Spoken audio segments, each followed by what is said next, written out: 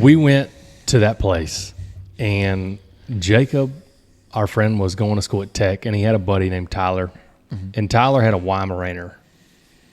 And I have since basically, like, I will never own a Weimaraner. Yeah, no. I mean, I'm sure the dog had some great qualities, but he was very attached to his owner. Yes.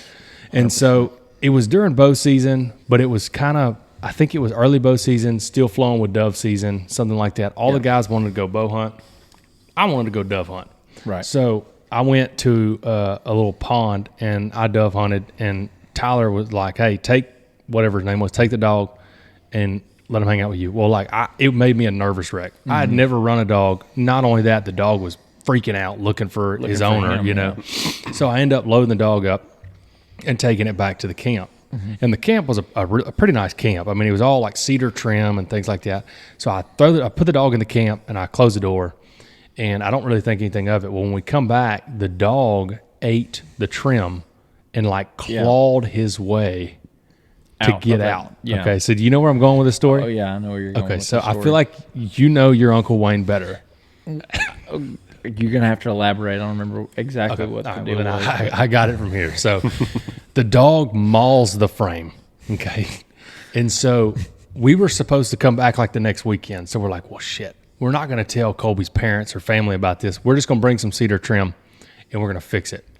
Well, something happens, and we don't come back that next weekend or the following weekend. Wayne does. Yeah. And so Wayne, he's this very, very, like, he's the funniest guy you ever meet, and he's just this, like, real big, real loud, like the loudest guy in the room. Yeah. And so from Wayne's perspective, Wayne walks in the camp house, and he sees the trim has been mauled, right? I'm talking about, like, it wasn't just like a little bit of scratch. I'm talking about, like, he pulled the trim off, and it's very evident that there was an animal inside trying to get out. And so he's like, man, as soon as I saw that, I was walking around with my 9mm. You know, I didn't know if it was a chupacabra or what.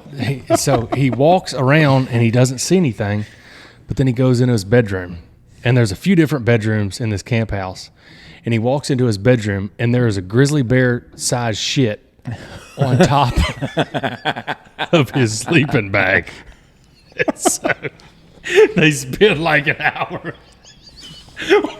walking around looking for an animal.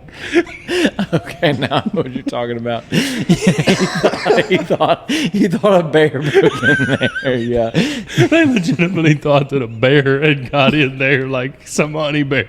And they're like sweeping the attic and with pistols and shit. they're underneath the house, like looking at all kinds of shit. Oh,